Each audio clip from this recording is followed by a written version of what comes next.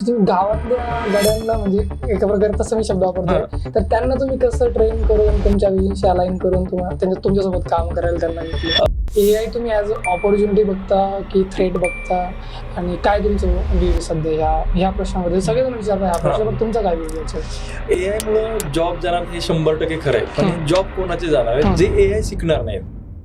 तुम्हाला या गोष्टी सांगा की ते जो AI शक्यतो त्या गोष्टी रिप्लेस करू शकत नाही माणसांपासून, आणि अशी काय गोष्टी आहे जे की माणसांना AI वरती अवलंबून राहावंच लागेल तुमच्याकडे? आमचंच बघा, आम्ही ज्यावेळेस गोठ्यामध्ये गावाकडे काम करतो त्यावेळेस आमचं वंडरशेअर जी कंपनी फिल्मोरा ज्यांचं आहे ते आमचे क्लायंट होते. वंडरशेअरची जे आहे टीम ते चायनीज आहे, त्यांना इंग्लिश हिंदी येत नाही. आमच्या पोरांना इंग्लिश येत नव्हती, तर ते ट्रान्सलेट करून चॅटमध्ये बोलायचे. म्हणजे आपण किती बोललोत ना, तुम्हाला लई समाज कल्याण करायचं, लोकांना पैसे म्हणजे दान वगैरे करायचं, पण जोपर्यंत तुम्ही पैसे कमवत नाहीत ना तोपर्यंत तुम्ही दान करू शकत नाही. आम्ही कॅनवाशी कम्पीट करत होतो, पण कॅनवाला आम्ही कम्पीट तिथं फ्रीवाले युजर आले, पण रेव्हेन्यू बनवू शकलो नाही. तर आज पण असं वाटतं की सकाळी उठलं ना $1 बिलियन कंपनी, संध्याकाळी बंद करायला पाहिजे. ते कंटिन्यू राहणार आहे. असं नाही की तुम्ही सक्सेसफुल नाही, अजून ती जर्नी अजून चालू आहे. असं नाही की आपण स्टेबल आहे, काही नाही, अजून सुरू झाली. म्हणजे प्रेम नाही व्हायला पाहिजे स्वतःच्या प्रोडक्ट, म्हणजे जास्तच प्रेमात गेलं की मग अजून तो बिझनेस लॉस. म्हणजे आता एक प्रश्न विचारतो, तुमचा ग्राहक तुमच्याकडून खुश होऊन बाहेर जातो, पण गुगल रिव्ह्यू देतो का? बहुतेक वेळा उत्तर असतं नाही, आणि हाच एक छोटासा रिव्ह्यू आज तुमचा बिझनेस गुगलवर टॉप 3 मध्ये दिसेल की नाही हे ठरवतो. आजचा आमचा पॉडकास्ट स्पॉन्सर आहे smart connect QR by connected. एक असा QR जो ग्राहकाचा अनुभव रिव्ह्यू मध्ये कन्वर्ट करतो. ग्राहक फक्त QR स्कॅन करतो, AI त्याला ready to use review suggestion देतो. टायपिंग नाही, कन्फ्युजन नाही, 5 सेकंदात जेन्युइन गुगल रिव्ह्यू. आणि सर्वात खास गोष्ट म्हणजे हा रिव्ह्यू गुगलला SEO फ्रेंडली वाटतो. म्हणजे तुमची गुगल रँकिंग हळूहळू नाही तर एकदम झपाट्याने वाढते. आज clinics, hospitals, gyms, classes, retail stores अशा हजारो व्यावसायिकांसाठी स्मार्ट कनेक्ट QR म्हणजे सायलेंट सेल्समॅन बनला आहे, जो रोज रिव्ह्यूज आणतो आणि रोज कॉल्स वाढवतो, ज्यामुळे तुमचा बिझनेसही ग्रो होतो. म्हणून पुढच्या वेळी तुमच्या कॅटेगरीमध्ये जर कुणी बेस्ट बिझनेस नियर मी शोधेल, तेव्हा तुमचा बिझनेस दिसावा असं वाटत असेल तर स्मार्ट कनेक्ट QR ही पर्याय नाही तर गरज आहे. अधिक माहितीसाठी पॉडकास्ट डिस्क्रिप्शन मधला लिंक नक्की बघा आणि तुमचा बिझनेस कनेक्टेडच्या माध्यमाने ग्रो करा. तुम्ही बघताय बिझनेस टॉक मराठी. आजचे आपले गेस्ट आहेत दादासाहेब भगत सर, जे की बीड जिल्ह्याच्या एका छोट्याशा गावामधून येतात, ज्यांनी लॉकडाऊनमध्ये त्यांच्या गाईच्या गोठ्यामधून त्यांचा बिझनेस सुरू केला. तेव्हा टेक्निकल टीम नव्हती, ITचं बॅकग्राऊंड नव्हतं, स्किल्ड एम्प्लॉई नव्हते, पण तरीही त्यांनी बिझनेस करून दाखवला. नंतर ते शार्क टँकमध्ये गेले आणि त्यांना तिथून पूर्ण भारतभर प्रसिद्धी मिळाली. नंतर त्यांचा व्यवसाय झपाट्याने वाढला आणि नंतर त्यांनी त्यांचा एक्झिस्टिंग व्यवसाय सोडून त्यांनी भक्तवत्सल प्रोडक्शन स्टार्ट केलं, जे की AI फिल्म मेकिंगमध्ये काम करतं. आणि आज आपल्या पॉडकास्टचा मेन टॉपिक तोच आहे की AI कसं ग्रो करतंय, AI मध्ये नवीन नवीन काय गोष्टी येत आहेत, AI फिल्म मेकिंग काय आहे, भक्तवत्सल प्रोडक्शन ते कसं रन करताय, फिल्म्समध्ये AIचं काय यूज असणार आहे, इथून पुढे AI कसं ग्रो करणार आहे. अजून आपण स्टार्टअपबद्दल खूप काही बोललो, अजून बिझनेस लेसन्सबद्दल खूप काही बोललो, आणि हा पॉडकास्ट तुमच्यासाठी खूप महत्त्वाचा ठरेल, कारण यामध्ये AI बद्दल, स्टार्टअपबद्दल, बिझनेसबद्दल, स्पिरिच्युअलिटीबद्दल खूप काही चर्चा झालेली आहे. तर हा पॉडकास्ट शेवटपर्यंत बघा आणि तुमच्या लाईफमध्ये आणि तुमच्या बिझनेसमध्ये ग्रो करा. तुम्ही बघताय बिझनेस टॉक मराठी. आपण म्हणजे एक नवीन व्ह्यूअरसाठी फक्त थोडं ओव्हरव्ह्यू घेऊ तुमच्या जर्नीचं. मला म्हणजे मी तर भरपूर ऐकलेलं आहे तुमच्या जर्नी कसं झालेलं आहे, पण ठीक आहे, एक नवीन व्ह्यूअरसाठी की म्हणजे कसं सुरुवात झाली काय, तर मला ते सांगा अगोदर. आता मेनली मी पुण्यामध्ये आलो होतो, त्या 10th वरती आलो होतो ना, तर इन्फोसिसमध्ये ज्यावेळेस मी ॲज अ ऑफिस बॉय होतो त्यावेळेस मला असं दिसलं की मी भरपूर सारी मेहनत करतोय, म्हणजे ते वेट मॉप असेल किंवा हे पुसणं असेल, पण हे लोक कॉम्प्युटर बसून पैसे कमवत आहेत किंवा त्यांना फिजिकल मेहनत नाही. तर मग मला याच्यात काहीतरी करायचं आहे, म्हणून मी त्यांना विचारायचो.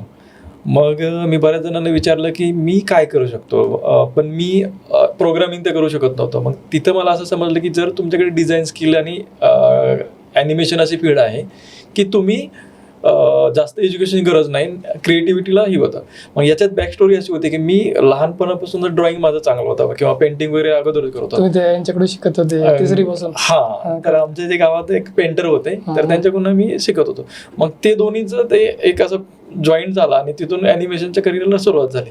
आणि पहिला जो माझा स्टुडिओ होता, मी प्राईम फोकसमध्ये काम करत होते. त्या म्हणजे तुम्ही नार्निया बघितलं असाल किंवा जे हॉलिवूडच्या सिरीजमध्ये जे 3D कन्व्हर्जन होतं त्याच्यानंतर असं झालं की मला ते बोर वाटायला लागलं, म्हणजे जरा गदामजुरीचं काम आहे असं वाटायला लागलं. तर क्रिएटिव्ह काय केलं, मी लाईव्ह ऍक्शन मध्ये असिस्टंट डायरेक्टरचं पण काम केलं, काही सिरीजवरती काम केलं. पण तिथं असं मला समजलं की ज्या परिस्थितीनं आपण आलोय तिथं कन्सिस्टन्सी नाही. म्हणजे तुम्हाला दररोज काम भेटेल का?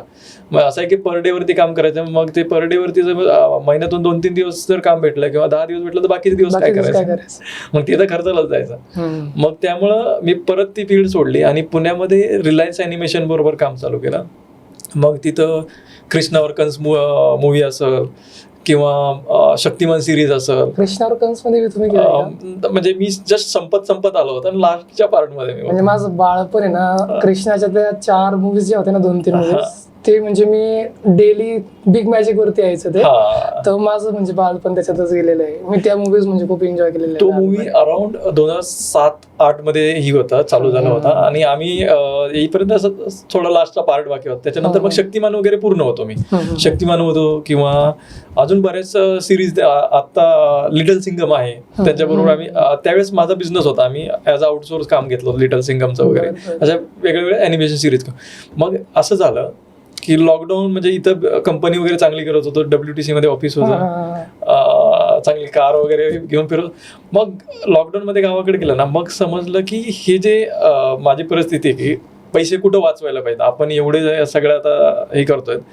मग तिथून सुरुवात केली, गावातून काय करू शकतो. मग त्यावेळेस इकडे तर काय करू शकतो, मग गावातल्या मुलांना घेतलं, त्यांना ट्रेनिंग दिलं आणि ऑफिस म्हणून गोट्यात चालू केलं. मग असा पहिला स्टार्टअप आमचा चालू झाला की डोग्राफिक्सची अशी सुरुवात झाली. आणि त्यावेळेस मग न्यूज मध्ये वगैरे भरपूर हे केलं आणि मोदीजींनी पण आपल्याला अप्रिशिएट केलं की मेक इन इंडिया. आणि हे अशी जर्नी सुरू आहे अजून पण, स्टार्टअपच्या वरती वेगळ्या वेगळ्या स्टार्टअप वरती काम करतोय. सर मला एक थोडंसं जर्नीशी कनेक्टेडच एक प्रश्न विचारायचा आहे, मग आपण AI वरती जाऊ. म्हणजे मला पहिला प्रश्न विचारायचा आहे की सर, तुम्ही गावातल्या मुलांमध्ये ते स्किल बघितलं, तुम्ही त्यांना बिल्ड केलं, ट्रेन केलं, बरोबर. हे सोपी गोष्ट नाहीये. म्हणजे इव्हन शहरातल्या चांगले स्किल्ड एम्प्लॉईजला ट्रेन करणं किंवा त्यांना एज्युकेट करून आपल्या विजनशी अलाइन करून काम करून घेणं थोडं अवघड जातं भरपूर जणांना. तर तुम्ही गावातल्या गड्यांना, म्हणजे एका प्रकारे तसं मी शब्द वापरतोय, तर त्यांना तुम्ही कसं ट्रेन करून तुमच्या विजनशी अलाइन करून तुमच्यासोबत काम करायला त्यांना घेतलं? जर स्किल बघितलं तर मेनली कुठलाही वय किंवा कुठल्याही कॅटेगरीने शिकण्यासाठी, फॉर एक्झाम्पल मीच जर बघितलं तर मी जस्ट 10वी पास आहे, तरी पण मी डेव्हलपमेंटचं काम करतो किंवा बऱ्याचशा गोष्टी करतो. सेम मी जर विचार केला की मी जर करू शकतो तर हे मुलं का नाही करू शकत. आणि ते गावाकडच्या मुलांकडं किंवा सगळ्यात चिकाटीवाला पाहिजे, म्हणजे त्याची जिद्द पाहिजे की मला काहीतरी करायचंय, टाइमपास वाले नाही पाहिजे. मग मी त्यांना असं बघितलं की कोण आपल्याला मुलं हे करू शकतात आणि ज्याची खरंच आवड आहे काहीतरी करण्याची, किंवा त्यांची परिस्थिती अशी नव्हती की ते काहीच करू शकत नव्हते, म्हणून ते 100% दिलं त्यांनी. म्हणजे त्याच्यात माझ्या श्रेयापेक्षा त्यांचं खूप महत्व आहे की त्यांनी खूप मेहनत केली आणि ते आजही इंडस्ट्रीमध्ये चांगलं काम करतात. बरोबर. सर सध्या आता मला AI बद्दल सांगा की सध्या तुम्ही जसं की भक्तवत्सल प्रोडक्शनवरती तुम्ही सध्या तुमचं जास्त काम चालू आहे आणि नोव्हेंबरमध्ये आय थिंक तुम्ही चालू केलं 14-15 तारखेला, आणि ह्या 2 महिन्यामध्येच तुम्ही इतके जास्त फॉलोअर्स गेन केले, अजून एवढे सारे तुम्ही पार्ट्स त्याचे आणले वेगवेगळ्या, मेनली तुम्ही स्पिरिच्युअलिटीवरती जास्त सिरीज आणले, बरोबर. तर मला AI बद्दल आणि AI फिल्म मेकिंग बद्दल थोडं इन्साइट्स पाहिजे. तर माझा पहिला बेसिक प्रश्न आहे, मग आपण नंतर भक्तवत्सल प्रोडक्शनकडे जाऊ, की AI तुम्ही ॲज अ ऑपॉर्च्युनिटी बघता की थ्रेट बघता, आणि काय तुमचं व्ह्यू सध्या ह्या प्रश्नामध्ये? सगळेजण विचारतात ह्या प्रश्न, पण तुमचा काय व्ह्यू याच्यावर? AI मुळे जॉब जाणार हे 100% खरं आहे, पण जॉब कोणाचे जाणार आहे? जे AI शिकणार नाहीत. जो माणूस AI शिकणार आहे ना आज, ऍटलिस्ट 5 ते 6 वर्ष तरी त्याचं करिअर मध्ये सेट असू शकतं. नंतर टेक्नॉलॉजी काय होईल ते सांगू शकत नाही. बरोबर, खूप फास्ट चेंज आहे इथून पुढे. मग 5-6 वर्ष बोलू शकतो. तोपर्यंत जर आपण आता AI तेवढं जर चांगलं शिकलो तर 5-6 वर्ष तरीही असेल. आणि मेन असं झालं की आमचा जो बिझनेस आहे अगोदर डिझाईन टेम्पलेट, आणि त्याच्यामध्ये आम्ही काय करतो, डिझाईन ऍसेट्स विकत होतो सबस्क्रिप्शन बेसमध्ये. पण AI मुळे काय झालं, तो बिझनेस आता ग्रोथ नाही, म्हणजे डिक्लाइन मार्केट आहे ते. मग कुठलंही मार्केट ज्यावेळेस आपण स्टार्टअप बिल्ड करतो तर मार्केट साईज बघणं किंवा मार्केट कसं चाललंय ते ट्रेंड ओळखणं खूप गरजेचं आहे. म्हणून मी काय केलं की हा जर आपल्याला आपल्या बिझनेसला हा मोठा प्रॉब्लेम आहे, पण याच्यात मला एक अपॉर्च्युनिटी काय दिसली की याच्यावरती आपण काय बिझनेस बिल्ड करू शकतो. जर हे सुरुवातीला बघितलं तर एक साधी इमेज करणं पण खूप अवघड होता, म्हणजे ती चांगली येत नव्हती. त्याच्यानंतर असं झालं की इमेज चांगली यायला लागली की मला जे पाहिजे, म्हणजे फॉर एक्झाम्पल मला माझा हा जॅकेट आहे, मला जॅकेटचा कलर चेंज पाहिजे किंवा माझी पोझिशन हे थोडं अवघड जात होतं किंवा माझी फेस येणं वगैरे. त्याच्यानंतर पुढच्या स्टेबलला असं झालं की ते सगळे कन्सिस्टन्सी, म्हणजे ज्यावेळेस मूवीचा यूज झाला ना, अगोदर काय जस्ट इमेज करत होते, आता ही करायला कन्सिस्टन्सी असणं, म्हणजे पार्ट मध्ये ग्रो होतोय. आणि पुढच्या म्हणजे हे AI कुठं जाईल ते माहित नाही. आणि आता जर बघायला गेलं तर आपण अवतार सारख्या मूवी पण तेवढ्या क्वालिटी नाही, पण ती टेक्नॉलॉजी इव्हन AI मध्ये सिम्प्लिसिटी यूज करू शकतो. म्हणजे मी तर बघतोय की AI हा सगळ्यात मोठा ऑपॉर्च्युनिटी सध्या, आणि जे ग्रोथ जे शिकणार नाही त्यांच्यासाठी सगळ्यात मोठा सेटबॅक आहे आणि त्यांचे जॉब जाणार, म्हणजे ह्या इंडस्ट्रीमध्ये होऊ शकतात. एवढं आहे की तुम्ही जसं म्हणताय की AI फ्युचर त्याचं प्रिडिक्ट नाही करू शकत आपण, कारण की काही पण होऊ शकतं, किती पण फास्ट तो ग्रो होऊ शकतो. बरोबर. आता मला ह्याबद्दल सांगा, तुम्ही अवतारबद्दल बोलले आता, की आता AI फिल्म मेकिंगमध्ये अवतार सारख्या मूवीज बनायला किंवा किती जवळ गेलो आपण, की अवतार सारख्या मूवी बनायला किती वेळ लागला AIच्या थ्रू? AI जर बघितलं ना, म्हणजे AI जस्ट एक टेक्नॉलॉजी आहे. जसं म्हणजे अगोदर आपण मूवीज फिल्म मेकिंग बघितलं की आपण लाईव्ह ऍक्शन शूट करतो. लाईव्ह ऍक्शन मध्ये काय आहे की मला जर मी एक रायटर आहे, माझ्याकडे स्टोरी आली तर मी एखाद्या प्रोड्युसरकडे जातो किंवा डायरेक्टरला भेटतो आणि हे मिळून प्लॅन बनवतात. त्याच्यानंतर एखादा हिरो वगैरे असाइन होतो किंवा त्याच्यानंतर शूट वगैरे जातं, त्याच्यानंतर VFX पोस्ट प्रोडक्शन, ही खूप लेंदी प्रोसेस आहे आणि खूप कॉस्टली आहे. त्याच्यानंतर दुसरी जर बघितलं की ॲनिमेशन मध्ये काय आहे की सेम आपली स्टोरी वगैरे लिहिल्या जाते, एखादा मोठा स्टुडिओ लागतो, त्याला खूप सारे मॅन पॉवर लागते, स्टोरी बोर्ड होतं, व्हॉइस ओव्हर दुसरे बनला जातो, मग त्याचं प्री प्रोडक्शन केलं जातं, बॅकग्राऊंड काय असेल, कॅरेक्टर डिझाईन असेल वगैरे, मग त्याचं ॲनिमेशन लाईनअप, स्टेजिंग वगैरे करताना ॲनिमेशन, सेम जी प्रोसेस आहे. जर ज्यावेळेस ही एक सिम्प्लिसिटी मध्ये होऊ शकते. अजून हे तेवढं म्हणजे नाही. आता आम्ही काल एक रिअलिस्टिकचे ऍड करत होतो, त्याच्यामध्ये असं होतं की असे शॉट होते की बाकी शूट झालं होतं, पण मला ते काय, आमचा ऍक्टर आहे म्हणजे हिरो आहे, तो त्याला पाठीमाग बिल्डिंग दाखवायची मला, कारण ती आता बनवून रेडी नाही आहे, किंवा त्याला स्विमिंग पूल मध्ये पाणी खेळतोय किंवा ही करतोय, तर ते मॅच करणं थोडं डिफिकल्ट आहे, पण पॉसिबिलिटीज आहेत. आणि आमचं असं होतं की ती ऍड दिसणार होती थिएटरला, पुण्याच्या थिएटरमध्ये ऍड दिसणार आहे, ती क्लिअरिटी आणणं थोडं अवघड जातं. टीव्ही साठी सध्या काहीच प्रॉब्लेम नाही, म्हणजे इथपर्यंत सध्या हे केलंय सध्या. तर तुम्ही म्हणले की प्रोडक्शन मध्ये, मूवीमध्ये ह्या सगळ्या गोष्टी AI कव्हर करेल, बट ती डिटेलिंग किंवा ती क्रिएटिव्ह थिंकिंग, आता मूवी म्हणल्यावर एक खूप जास्त क्रिएटिव्ह थिंकिंग, इमोशनल अटॅकर, म्हणजे इमोशनली टार्गेट करणं गोष्टी वगैरे सगळ्या येतील. बरोबर. तर ह्या गोष्टी कसं करेल AI, म्हणजे काय किती वेळ लागेल? मेनली मी जर हे बघितलं ना, AI हा जस्ट टूल आहे, म्हणजे मी सॉरी मागच्या पॉईंट मध्ये करतो, AI जस्ट टूल आहे. आपलं 80% हा ह्युमन वर्क आहे, म्हणजे तुमचा ब्रेन काय यूज करतोय, आणि कुठले रॉकेट सायन्स नाही. प्रॉम्प्ट म्हणजे कुठलं रॉकेट सायन्स, आमचे जे मुलं आहेत अक्षरशः मराठीमध्ये हिंदीमध्ये सांगते ती मला असं करून दे, म्हणजे हे बाकीच्यांनी फक्त भाऊ करून ठेवलंय की प्रॉम्प्ट इंजिनिअरिंग, हे ते काही नाही, तसं अवघड नाही, काहीच नाही. मेनली काय आहे की तुम्हाला फिल्म मेकिंग आलं पाहिजे, तुमचे थॉट प्रोसेस आहे, तुम्हाला कॅमेरा अँगल माहिती पाहिजे, तुम्हाला स्टोरीचं फील माहिती पाहिजे, म्हणजे स्टील क्रिएटिव्ह थिंकिंग मध्ये येणारच आहे कुठं ना कुठं. म्हणजे तुम्हाला क्रिएटिव्ह सेम थिंग कुठले म्हणजे बेसिक नॉलेज तुम्हाला पाहिजे त्या फील्डचं. त्याच्यानंतर AI जस्ट तुमची टेक्नॉलॉजी पूर्तता करणार आहे, म्हणजे तुमचं नॉलेज हे बेसिक आहे, AI जस्ट तुमचं टूल आहे. AI सगळं काही करणार नाही. नंतर पण मला असं वाटतं की काम इझी करतो. मग आता हे मला सांगा की AI काय, जसं आता आपण म्हणतोय की AI काय गोष्टी बेस्ट करतोय आणि काही गोष्ट माणसं त्याच्यामध्ये लागणार आहे, बरोबर, क्रिएटिव्ह थिंकिंग ह्या त्या गोष्टी. तर मला ह्या गोष्टी सांगा की अशा काही गोष्टी जो AI शक्यतो त्या गोष्टी रिप्लेस करू शकत नाही माणसांपासून, आणि अशी काय गोष्टी आहे जे की माणसांना AI वरती अवलंबून राहावंच लागेल इथून पुढे. म्हणजे क्रिएटिव्ह थिंकिंग सपोज माणसांकडे टेक्निकल स्किल्स AI हे करेल, तर अशा काही गोष्टी आहेत. आता सध्या बघा, काही जे रील्स आपण बघतो, जे नॉर्मल त्याच्यात क्रिएटिव्ह प्रोसेस नसते, म्हणजे ते त्याच्यात काय करत आहे, ॲटोमेशन मध्ये पण भरपूर झालेलं. मला काय करायचं, त्याच्यात वेगळे वेगळे नोड बेस असतात, तिथं कनेक्ट करायचं. लाईक चॅट जीपीटीचा एक नोड बनवायचा, जेमिनीचा एक लावायचा, आणि मी त्याला एक प्रोसेस करून ठेवायची. तर ते काय करणार, जशी ट्रेंडिंग मला रील भेटणार, तो तिथं इनपुट करणार, तसे आपल्या कॅरेक्टर वगैरे असाइन करणार, ती रील बनवणार. सध्या इथपर्यंत हे गेलंय. त्या सिम्प्लिसिटी होऊ शकतात, पण ज्यावेळेस मला ऍक्च्युअल मूवी बनवायचा आहे, तिथं माझं क्रिएटिव्ह थॉट्स येतं, काही क्रिएटिव्ह म्हणजे इमोशन्स ऍड करायचे, ते इमोशन्स ऍड करायला ह्युमन टच पाहिजे, किंवा त्या AI ला बिल्ड करण्यासाठी मला कुठला प्रकारचा रील्स बनवायचा, मार्केट रिसर्च सगळं तो करणार नाही. मला ऍटलीस्ट इनपुट देण्यासाठी तरी मॅन पॉवर पाहिजे, किंवा माणूस असला पाहिजे, ह्युमन टच पाहिजे. बरोबर. आता AI आणि टेक्नॉलॉजी सध्या तुम्ही म्हणले की मराठीमध्ये प्रॉम्प्ट दिल्यावर पण ते AI काम करते, बरोबर. Yes. आता एक गावाकडच्या मुलांच्या डोक्यामध्ये काय असतं की AI टेक्नॉलॉजी खूप अवघड होती. आता पहिले असं डोक्यात होतं आणि ती थिंकिंग अजून पण ग्रो किंवा डेव्हलप झालेली नाही की भाई AI आता सोपं झालंय किंवा टेक्नॉलॉजी सोपी झालेली आहे. तर तुम्ही गावाकडच्या मुलांना कसं सांगशाल की AI आता सोपं झालेलं आहे, असं नाही म्हणू शकत आपण की भाई टेक्नॉलॉजी AI माझ्यासाठी नाही गावात राहू. तर त्या मुलांना काय कसं सांगशाल तुम्ही AI बद्दल? आता आम्ही पण हे बघितलं की म्हणजे आम्ही एक कंपनी बरोबर काम करतोय ते CSR फंड मधून आम्हाला तिथं यवतमाळमध्ये एक लॅब बनवतोय, आणि तिथं आम्ही मुलांना शिकवणार आहेत इयरली जवळ 25च्या आसपास, 20 ते 25 असतात त्यांना फ्रीमध्ये आम्ही शिकवणार आणि इकडे जॉब पण देणार.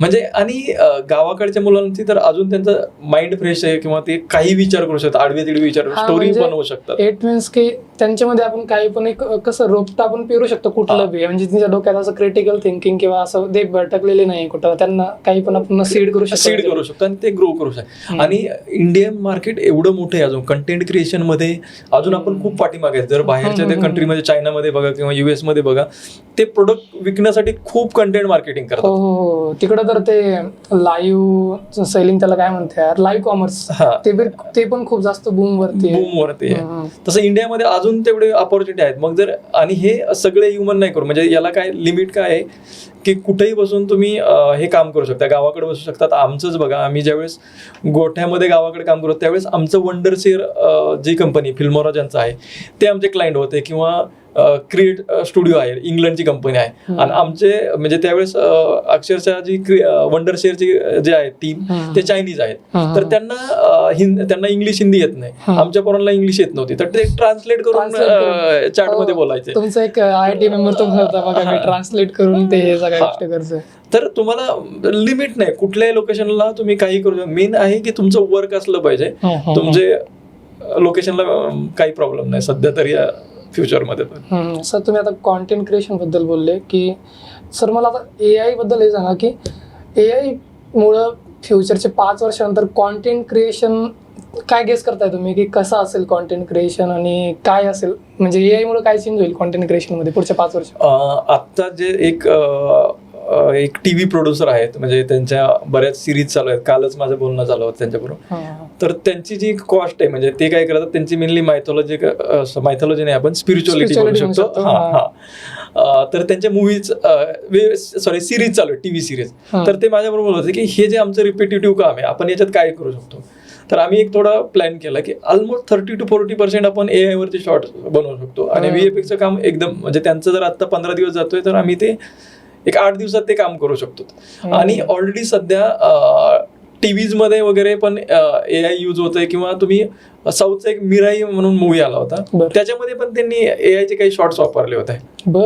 किंवा फ्युचरमध्ये हे वापरणारच आहेत, म्हणजे थिएटरमध्ये पण हे येणार आहे. हे झालं AIचं. पण कंटेंट क्रिएशन मध्ये बघा, प्रत्येक कंपनीला मार्केटिंगची गरज आहे. प्रत्येक जेवढं तुमचं, इव्हन आज बघा इंडियातले जेवढे मोठे एंटरप्रेन्योर्स आहेत किंवा पॉलिटिशियन्स बघा, ते पण कंटेंट क्रिएशन मध्ये आहेत. जर तुम्हाला लोकांमध्ये राहायचंय किंवा फ्युचर म्हणायचं तर कंटेंट क्रिएशन मस्ट आहे, सगळ्यांना मस्ट आहे. आत्ताच रिसेंट एक ट्रेंड आला होता रिसेंटली, हलकुरे म्हणून, तुम्ही बघितलं असेल. त्या एका ट्रेंडमुळे कित्येक साऱ्या पॉलिटिशियन्सनी एवढे साऱ्या रील्स बनवल्या, त्याच्यावरती स्वतःला प्रमोट केलं म्हणजे.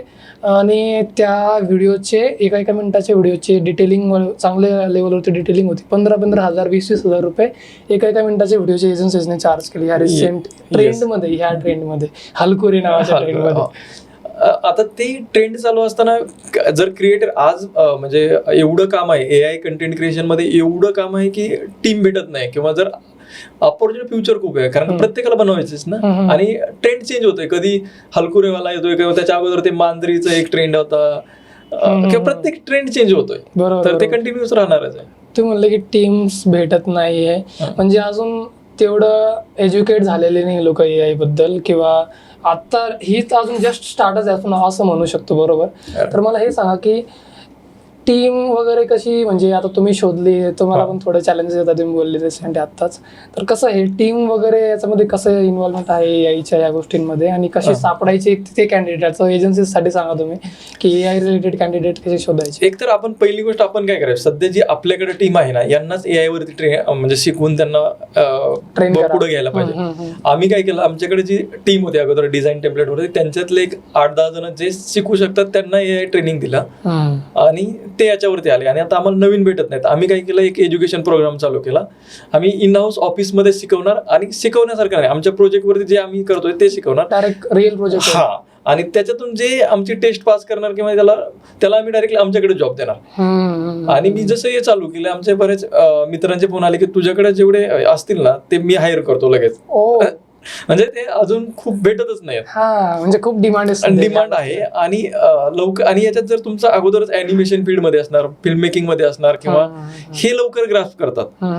जर तो वेगळ्या फील्ड मध्ये असेल तर त्याला थोडा वेळ लागणार आहे.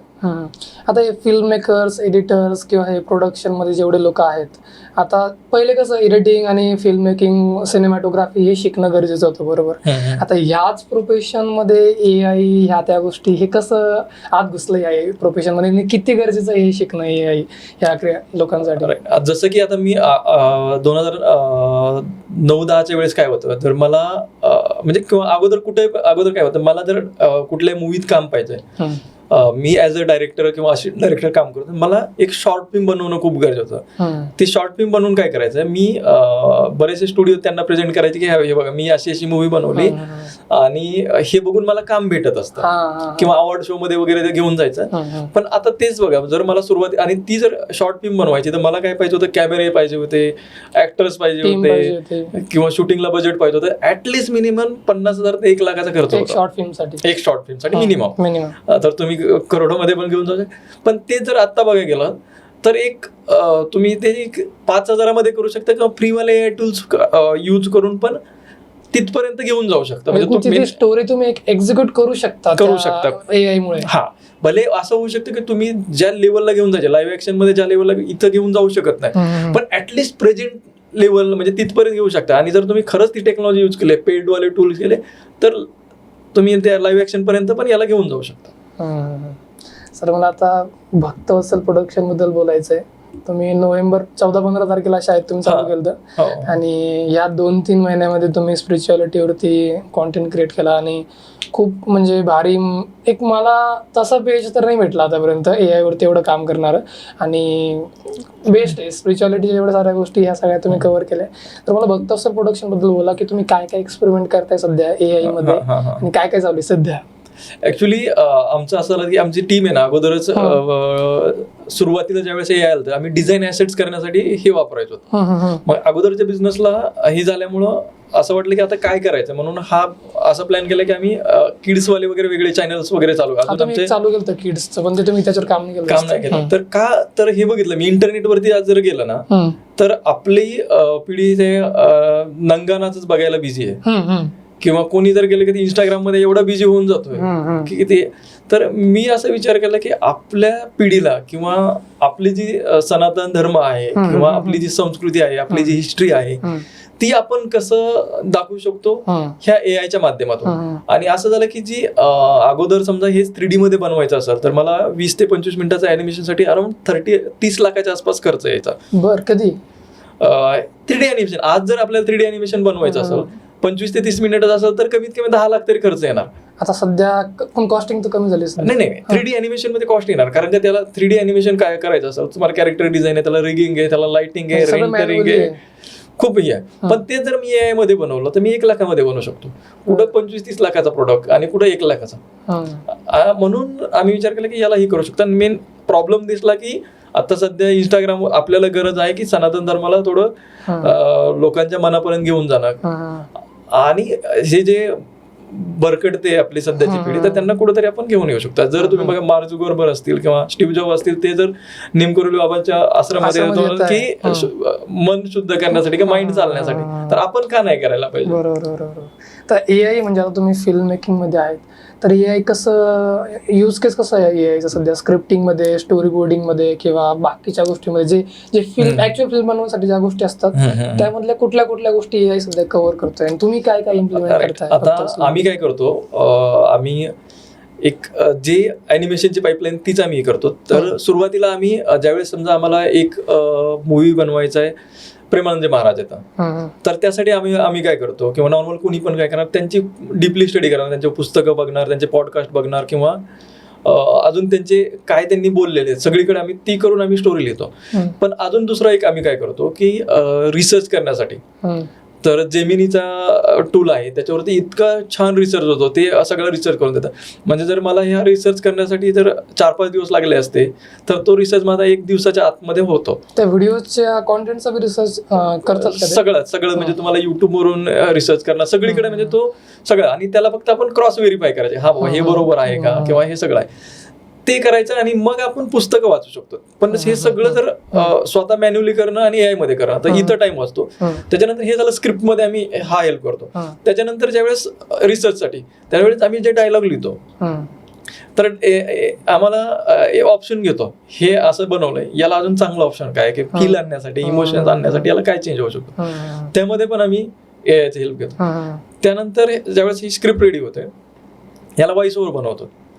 व्हॉइस ओव्हर तुम्हीच करतात? नाही, ते पण AI करतो 11 लॅब मध्ये.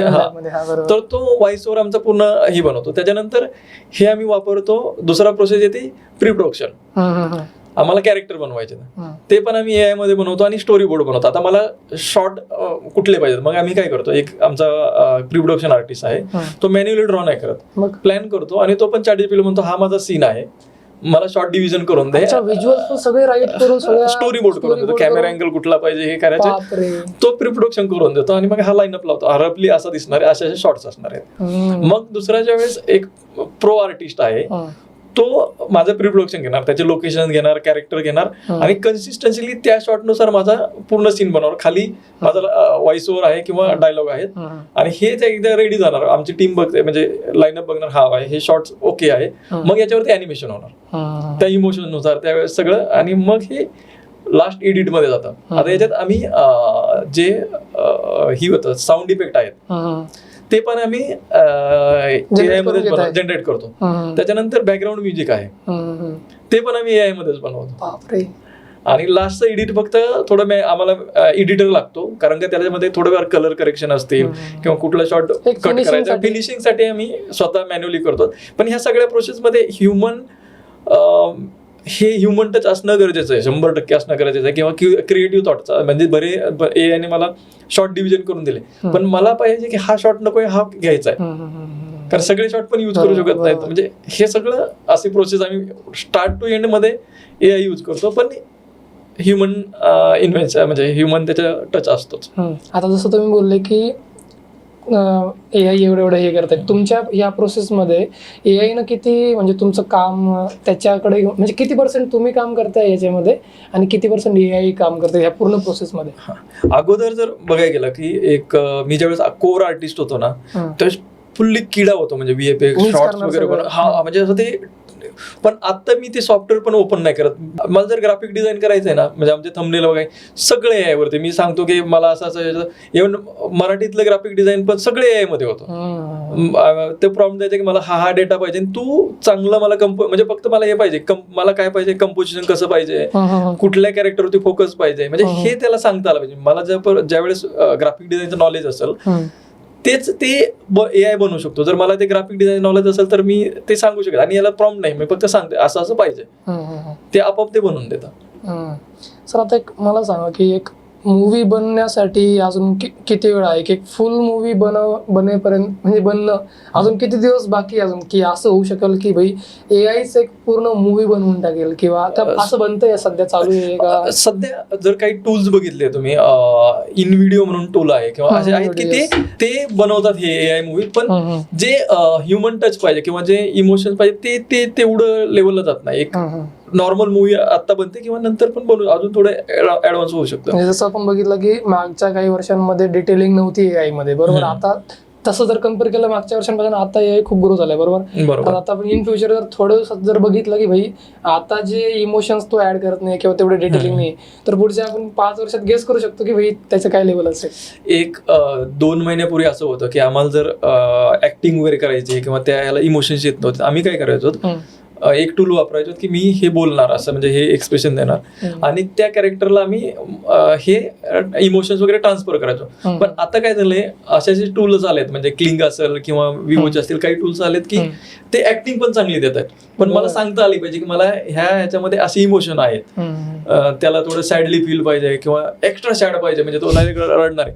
इव्हन मला कॅरेक्टरचं बिहेवियर काय आहे, माझा कॅरेक्टर सिरियस आहे, कार्टून आहे. आता हे कधी समजा फॉर एक्झाम्पल तुम्ही हे बघा की ज्यावेळेस माणसाला स्ट्रॉंग दाखवायचंय किंवा एक डॉन म्हणजे असं ते त्याचे बिहेवियर वेगळं असतं आणि एक फनी कॅरेक्टर आहे, त्याची लो कॉन्फिडन्स आहे, त्याचं बिहेवियर वेगळं असतं. हे मला ते सांगता आलं पाहिजे की याचं बिहेवियर असं आहे आणि ही अशी ऍक्टिंग आणि डायलॉग डिलिव्हरीमध्ये असं, ते जर मी त्या कॅरेक्टरला सांगितलं तरच तो AI आउटपुट देणार आहे. म्हणजे व्हिज्युअल्स मध्ये पण जसं की आता एखाद्याला स्ट्रॉंग दाखवायचं तर कॅमेरा अँगल असं खालून वरती असतं, लो अँगल नसतंय, किंवा एखाद्याला फनी कॉमेडी दाखवायचं तर याचं असं ब्रॉड असतं.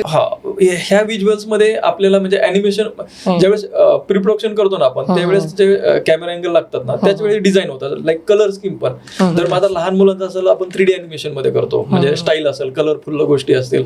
ते जर मोठ्या माणसासाठी नॉर्मल कलर, आता काही हॉरर वगैरे असेल तर ते त्या कलर स्कीम मध्ये, म्हणजे हे प्री प्रोडक्शन मध्येच होतं. हे आपल्याला सांगता आलं पाहिजे याला. आणि ओव्हरऑल इव्हन आता अजून म्हणजे आम्ही एक साऊथ साठी पण मूवी करतो, अजून ते डिस्क्लोज करू शकत नाही.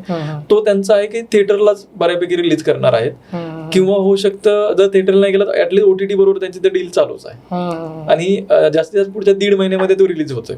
आतापर्यंत किती मूवीज मध्ये तुम्ही केलं बघतो, म्हणजे आपलं डिझाईन टेम्पलेट आहे किंवा बघतो असेल प्रोडक्शन काम केलंय भरपूर साऱ्या मूवीज मध्ये, काय काय काम केलं? ऍक्च्युली आता आपण स्वतःच एक बनवल्या आणि दुसऱ्यांचं आपण का घेत होतो की मला शिकायचं होतं की आपण अजून काय एक्सप्लोर करू शकतो. जसं की एक रिअल इस्टेटची ऍड होती समजा, त्यांना आपण काय शॉर्ट ऍड करून म्हणजे खरंच यूज होईल का यायचा, म्हणजे त्यात स्वतः मी R&D करत बसलो होतो की खरंच यूज होतोय का.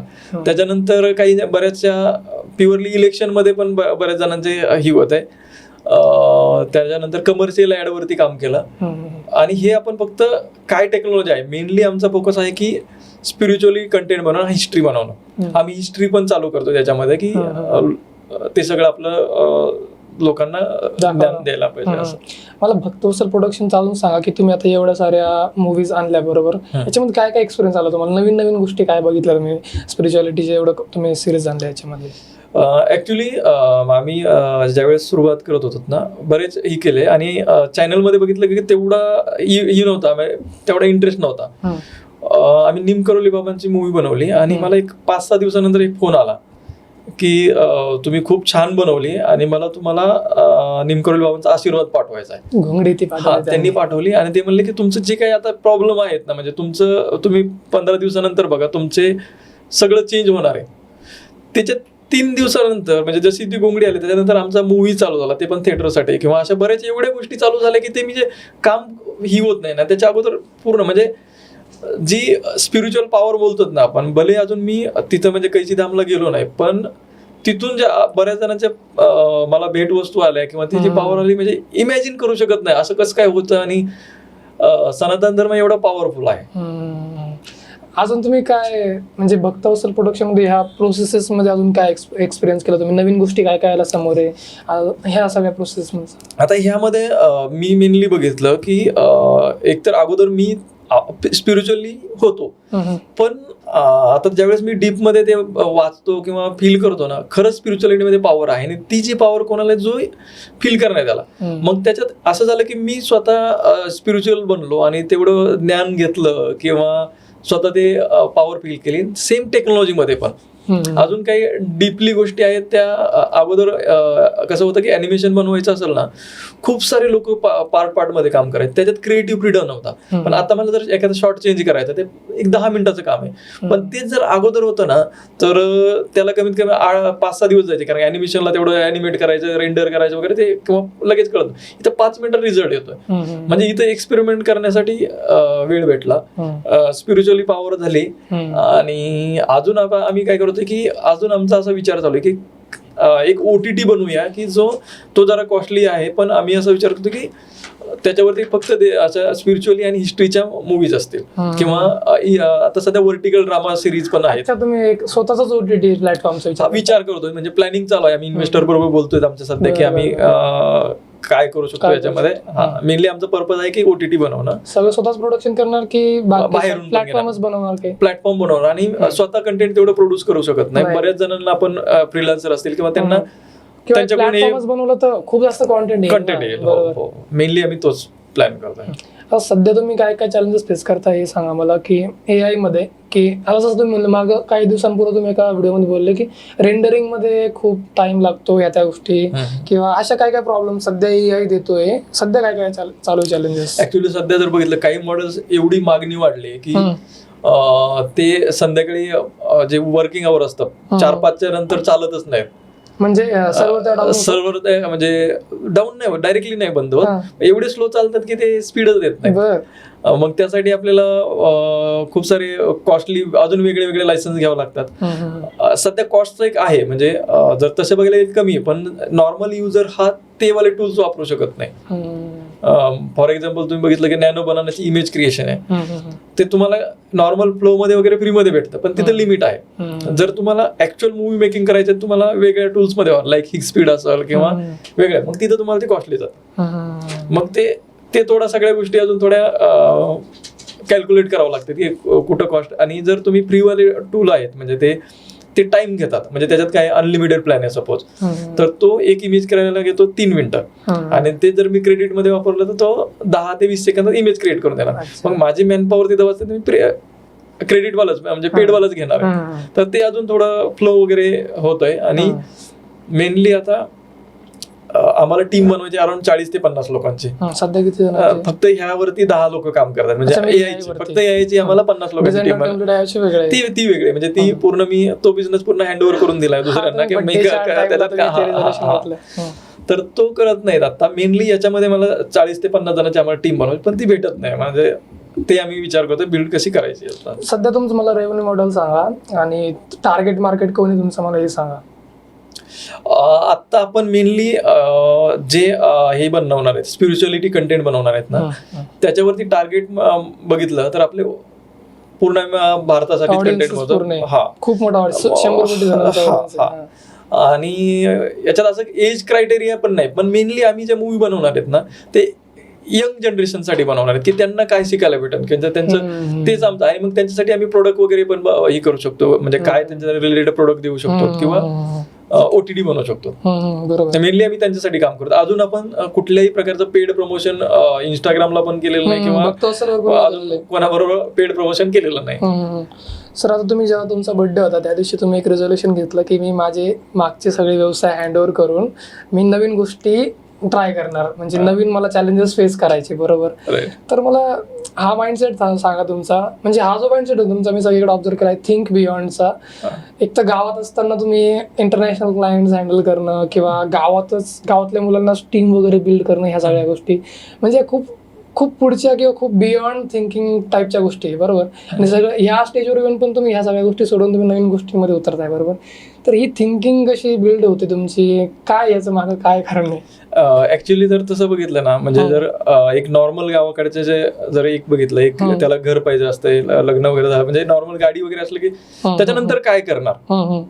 आणि जर माझ्याकडे बघितलं तर ते माझ्या नशिबाने लवकर भेटलं, आणि मग आता मला करणार म्हणजे कशासाठी करायचं, म्हणजे पैसे किती आले तरी आपण कमवू शकतो असं, म्हणजे एक्साइटमेंट पाहिजे ना, कामात एक्साइटमेंट पाहिजे. तेच बोर होतं आणि नवीन एक्सपेरिमेंट करायला आवडतं. आणि फिल्म मेकिंग हा तर पॅशन अगोदरपासून होतं, मग ते आता थोडं वेळ भेटला आणि रिस्क टेकिंग थोडं बीएमई मध्ये झालंय ते करू शकतो. बरोबर. पण कॅल्क्युलेटेड करावं लागते. कधी कधी काय होतं ते खूप प्रॉब्लेम पण मध्ये होतात. म्हणजे आम्ही 2-3 बिझनेस पण ट्राय केला, म्हणजे वेगळ्या वेगळ्या ह्याच्यात जायचं होतं. पण हा भक्तवत्सल प्रोडक्शन मला असं वाटलं की हा बाबा हा आता मला माझ्यासाठी परफेक्ट आहे, कारण का एक एज नंतर स्पिरिच्युअलिटीकडे जायलाच पाहिजे. ते येतच की आता सगळं झालंय, पैसा झालाय, नाव झालंय, आता टीम पण बिल्ड झाली आहे, आता एक काहीतरी पर्पज ड्रिव्हन झालं. म्हणजे हे स्वतःसाठी, म्हणजे दुसऱ्यांसाठी करण्यापेक्षा मी तर असं विचार मी हे स्वतःसाठी करतो. तुम्ही म्हणताय तुम्ही स्वतःची क्युरियोसिटी, स्वतःच स्पिरिच्युअल एनलाइटमेंट, तुम्ही ह्या गोष्टींवर फोकस करताय. हो, मेंटली कसं आपण अजून काय ग्रो करू शकतो, कसा विचार करू शकतो. सर म्हणजे आता ही थिंकिंग कसं काय आलं की भाई आता लोक काय म्हणतात एक व्हेंचर आहे, त्याच्यामध्ये आपल्याला प्रॉफिट कडे जास्त लक्ष असतं, बरोबर, किंवा प्रोडक्ट बिल्डिंग ह्या त्या गोष्टी, बरोबर. आता तुम्ही स्वतःची क्युरियोसिटी पण हे करताय, म्हणजे पूर्ण करताय, आणि अजून तुम्ही स्पिरिच्युअलिटी पण याच्याबरोबर तुम्ही खोलवर जाताय ह्या गोष्टींमध्ये. म्हणजे पर्सनल लेवलवरती तुम्ही ह्या सगळ्या गोष्टी फुलफिल करताय तुमच्या स्वतःसाठी, पण एक टीम घेऊन. आता इतर खूप ही गेम आहे, म्हणजे आपण किती बोललोत ना, तुम्हाला लई समाज कल्याण करायचे, लोकांना पैसे म्हणजे दान वगैरे करायचे, पण जोपर्यंत तुम्ही पैसे कमवत नाहीत ना तोपर्यंत तुम्ही दान करू शकत नाही. त्यासाठी तुम्हाला अगोदर म्हणजे जर मला 50 जणांना एम्प्लॉयमेंट द्यायची ना, तर माझ्याकडे तेवढे रेव्हेन्यू झाला पाहिजे किंवा, तर हे आपण कधी ही करू शकत नाही. आज कंटेंट मार्केटिंग मध्ये बघा की आपलं भक्तवत्सल प्रोडक्शन वरती एक सिरीज, पण आता माझ्याकडे अशा ऑफर आहे की ते त्याच्यामधून वेगळ्या वेगळ्या लँग्वेज मध्ये रिलीज करायला रेडी आहेत. OTT वाले आहेत किंवा बरेचसे युट्यूब वाले आहेत की ते आम्हाला राईट्स द्या, मी प्रमोट करतो. मेन काय आहे की तुमचा प्रोडक्ट तुम्ही आतमध्ये उतरले पाहिजेत, म्हणजे तुमचं 100% दिलं ना त्याच्यातून रेव्हेन्यू बनणारच आहे. पण तुम्हाला असं असलं पाहिजे की माहिती असलं पाहिजे की ऍटलिस्ट माझा रेव्हेन्यू कुठून बनणार आहे. आता जर मी बघितलं फक्त जर युट्यूब मधून, जर मी आज विचार केलाय फक्त युट्यूब मधून मला पैसे कमवून होऊ शकत नाही. युट्यूब पण बिझनेस मोठा आहे, पण जेवढा मी विचार ऍज अ स्टार्टअप प्लॅन करतोय किंवा ऍज अ बिझनेस प्लॅन करतोय तेवढा मला पैसे दिसत नाहीत युट्यूब मध्ये. मग त्यामुळे मी काय करतो, युट्यूब हा माझी गो टू मार्केट स्ट्रॅटेजी, म्हणजे याच्यातून फक्त मी मार्केटमध्ये जाण्याचं एक साधन आहे माझं. म्हणजे जे मला सपोज माझे जर प्रोडक्शन हाऊसेस माझं जर टार्गेट आहे तर त्यांना दिसणार कुठं, मी युट्यूब वरतून दिसणार, किंवा माझी जर दुसरी एखादी मोठी ऑडियन्स किंवा मोठा क्लायंट आहे त्याचं माझं वर्क कुठं दिसणार, युट्यूब तिथं दिसणार. म्हणजे याच्या रिलेटेड आपण काय करू शकतो, किंवा ऑडियन्स पण तिथंच बिल्ड होईल त्या गोष्टी. म्हणजे आज आमच्याकडे जे एक प्रोजेक्ट चालू आहे वगैरे ते सगळे आम्हाला ऑनलाईनच कनेक्ट झालेलं आहे, की इंस्टाग्राम वरून आले किंवा मेल केला त्यांनी, तर हे इथूनच बिल्ड झाले. म्हणजे हे जस्ट मार्केट ही करण्यासाठी आहे. आज मग याच्या रिलेटेड म्हणजे तुम्ही फक्त हे कंटेंट बनवत चालायचं, रेव्हेन्यूचा विचार करायचाच नाही, किती मोठं आपण मार्केट कॅप्चर करू शकतो.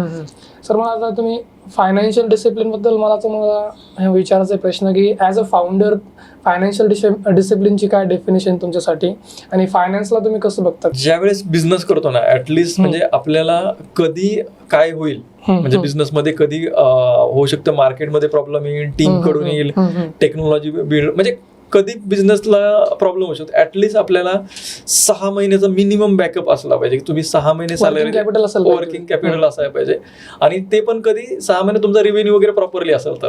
जर तुम्ही सुरुवात करताय ना, ऍटलिस्ट 1 ते 1.5 वर्षाचा तुमच्याकडे काहीतरी प्लॅन असला पाहिजे, की तिथपर्यंत जर माझा बिझनेस काही नाही चालला तरी मी हे टीम चालवू शकतो किंवा हे करू शकतो. आणि त्याच्यानंतर काय होतं की जरा कधी कधी काय होतं, अनवॉन्टेड गोष्टीवरती जास्त खर्च होतो. म्हणजे अगोदर मी असायचं की माझं जे ऑफिस होतं WTC मध्ये होतं, किंवा बऱ्याच अशा गोष्टी होत्या की त्या अनवॉन्टेड गोष्टी होत्या, फॅन्सी ऑफिस, फॅन्सी म्हणजे बाकी सगळ्या. तर ते कसं कमी करून मिनिमल ठेवून आपण कसा तो बिझनेस मध्ये यूज करू शकतो किंवा कसा स्केल करू शकतो याच्यावर थोडं फोकस करायला पाहिजे. अजून मला थोडं याच्यावर अजून थोडं डीप मध्ये सांगा. तुम्ही पण भरपूर साऱ्या चुका केल्या, तुम्ही असं मेन्शन केलेले अगोदर की मी त्या फायनान्शियल मिस्टेक्स केल्या, किंवा सुरुवातीचा पैसा जास्त होता, नवीन पैसा, तर तेव्हा काय माणूस चुका करतो नवीन पैसा आल्यावर? आता जसं की मी गावाकडे होतो आम्ही, तिथे आम्ही डोग्राफिक्स चालू केलं वगैरे, आमचे युजर वगैरे वाढले आणि असं केलं की टीम खूप वाढली. पण काय झालं, आमची मार्केटिंग आम्ही कॅनव्हाशी कम्पीट करत होतो, पण कॅनव्हाला आम्ही कम्पीट तिथं फ्रीवाले युजर आले पण रेव्हेन्यू बनवू शकलो नाही. तर ज्यावेळेस आम्ही पुण्यामध्ये परत ऑफिस चालू केलं तर त्यावेळेस आम्हाला ऑलमोस्ट 50% लॉस करायचो एव्हरी मंथ. म्हणजे बर्न रेट एवढा होता का, तर टीम वाढली, कारण ऑपरेशन तेवढी झाली नाही, डिझाईन टीम आहे, टेक्नॉलॉजी टीम आहे, ऑपरेशन टीम आहे, म्हणजे सगळ्या गोष्टी वाढल्या आणि ते करणं मुश्किल झालं अक्षरशः. म्हणजे मी असं विचार करतो कधी गाडी विकायची किंवा हे असले काही म्हणजे सगळ्या काय टीम कशी कमी करायची हे कधी.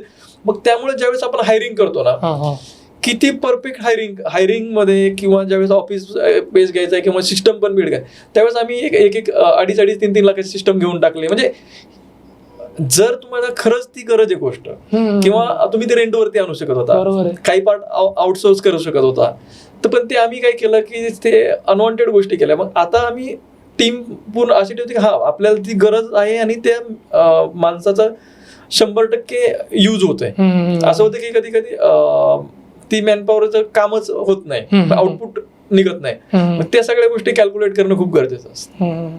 सर आता जसं स्टार्टिंगला तुमचं एक सर्वायवल स्टेज होतं बरोबर, खूप दिवसांअगोदर, आणि नंतर तुमचं एक स्टेबल स्टेज, आता ग्रोथ स्टेज, या सगळ्या गोष्टी तुम्ही बघितल्या. तर काय काय फरक असतो स्टार्टच्या दिवसामध्ये कंपनीमध्ये, म्हणजे सर्वायवल स्टेजमध्ये कंपनी कशी असते, बर्न रेट कसा असतो, या सगळ्या गोष्टी नंतर कसं बदलतं? काय होतं, सेम प्रॉब्लेम आहे. अगोदर कसं होतं की प्रॉब्लेम यायचे समजा पैशाचा असेल तर अगोदर कसं गरज म्हणजे प्रॉब्लेम असायचा 5-10 हजाराचा असायचा, त्याच्यानंतर तो 5-10 लाखाचा झाला. आता म्हणजे जसं प्रॉब्लेम मोठे होणार आहेत असं नाही की त्याच्यात चेंज काही नाही. आज पण असं वाटतं की सकाळी उठलं ना $1 बिलियन कंपनी, संध्याकाळी बंद करायला पाहिजे. म्हणजे ते कंटिन्यू राहणार आहे. असं नाही की तुम्ही सक्सेसफुल नाही, अजून ती जर्नी अजून चालू आहे. असं नाही की आपण स्टेबल आहे, काही नाही, कुठं पोहोचलो, अजून सुरू झाली ऍक्च्युली.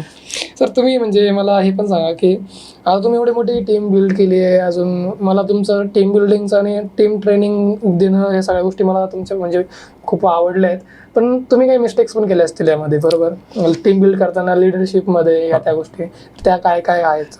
मेनली कसं करायचं की आम्ही कसं करतो की जे मी काम करतोय म्हणजे सुरुवातीला मी सगळं डिझाईन वगैरे, मग मी काय केलं की मी जे काम करतो तिथं माझी अजून एक रिप्लेस केला, ते काम करायला मी थोडं वरती गेलो. मग असं करता करता प्रत्येक डिपार्टमेंटमध्ये लिडरशिप केली आणि ती लिडरशिपच टीम ऍक्च्युअल काम करत आहे.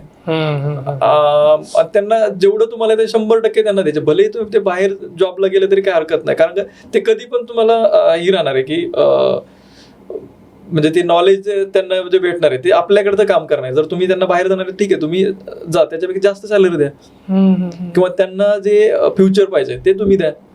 आणि जे गेले ते त्यांना कळतं की हा बाहेर गेल्यावर प्रॉब्लेम झाला, मग बाकीच्यांना कळतं इथे हा बाबा आता रिस्क नाही घ्यायची, आपलं इथं ओके म्हणजे स्टेबल आहे. मग त्यामुळे अशी संकोच नाही करायची याला सगळं शिकवायचं नाही, तो सोडून जाईल किंवा तो दुसरं काहीतरी नाही. तुमचं जेवढं 100% नॉलेज द्यायला पाहिजे, भले गेलं तरी काय म्हणजे तुम्ही विचार नका करू, तुम्हाला तुमचं 100% नॉलेज त्यांना द्यायला पाहिजे, रिस्पॉन्सिबिलिटी द्यायला पाहिजे, ते करायलाच पाहिजे. हा सेम पॉईंट रितेश अग्रवाल म्हणतो की मी असं माणूस हायर करतो जो की माझी जागा घेईल आणि मी नवीन विजन वरती काम करेल बरोबर. आणि सेम अजून रितेश अग्रवाल की अजून कोणीतरी एक जण म्हणलं होतं की एका पॉडकास्टवर एक जण म्हणलं होतं की म्हणजे जे मेन क्रिटिकल डिसिजन्स आहेत लिडरशिप मधले, ते किती % डिसिजन्स तुमच्या थ्रू गेले पाहिजे एक्झिक्युशन मध्ये आणि किती % डिसिजन्स तुमची डायरेक्टर बॉडी किंवा बाकीचे लोक घेऊ शकतात. म्हणजे क्रिटिकल डिसिजन्स असो किंवा कुठले डिसिजन्स फाउंडरच्या थ्रू गेले पाहिजे आणि बाकीचे डिसिजन जे छोटे मोठे ते कंपनी घेऊ शकते, म्हणजे डायरेक्टर बॉडी घेऊ शकते.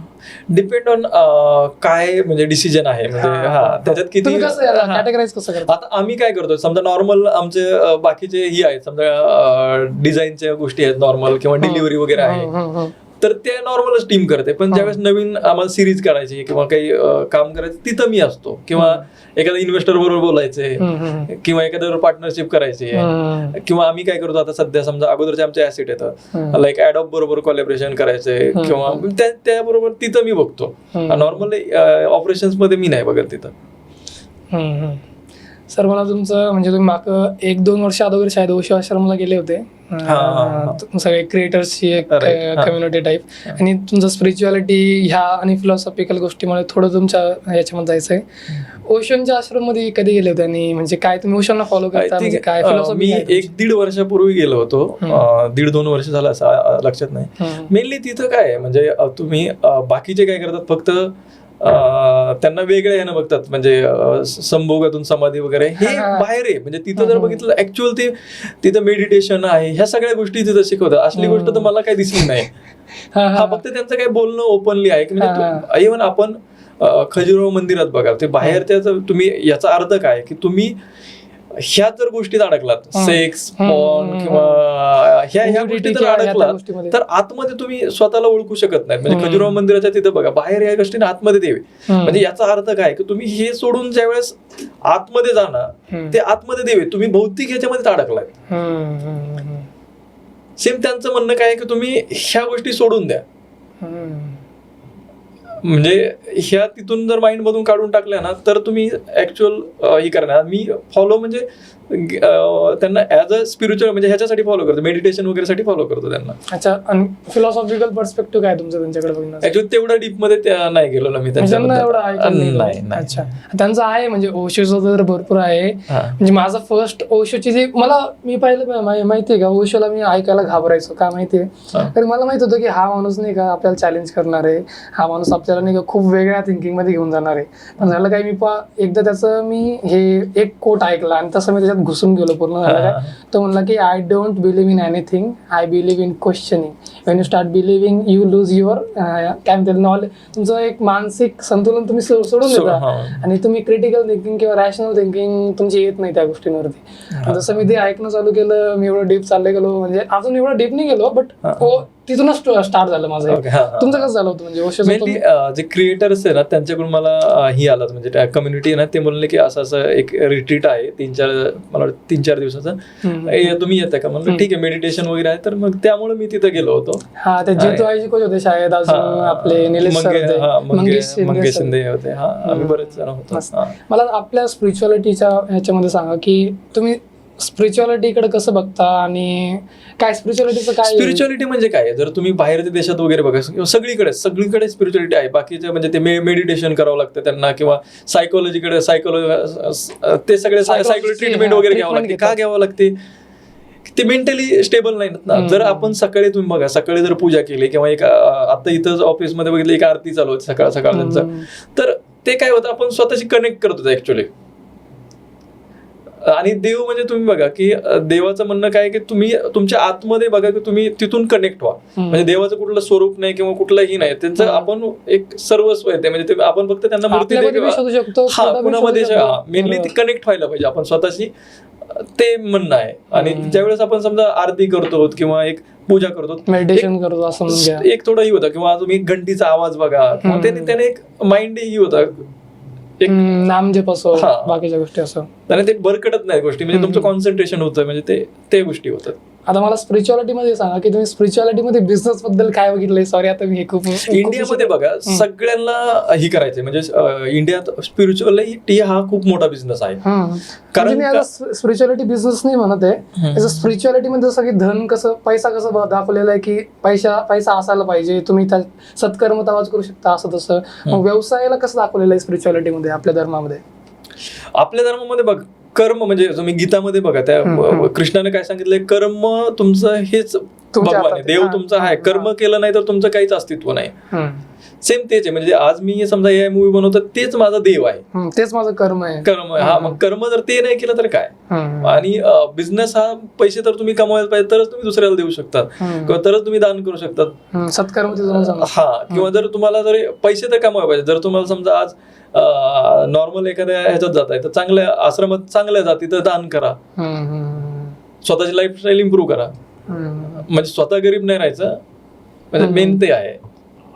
तुमच्या म्हणजे अगोदर कसं होतं तुमची मेंटॅलिटी स्पिरिच्युअलिटी बद्दल, का नंतर चेंज झाली का, कसं होतं? नाही, अगोदर पण माझं थोडं म्हणजे एक किस्सा होता की मी अराउंड 3री-4थीला होतो, आणि आमच्या गावाकडे काय आहे, तसं लग्न झालं नाही एखाद्याचं, तर अगोदर वरात वगैरे तसं नव्हतं. ते काय करायचे, CD कॅसेट आणायचे आणि सगळ्यांना गावात तिथं म्हणजे पिक्चर दाखवायचे, टीव्हीवरती पिक्चर दाखवायचे.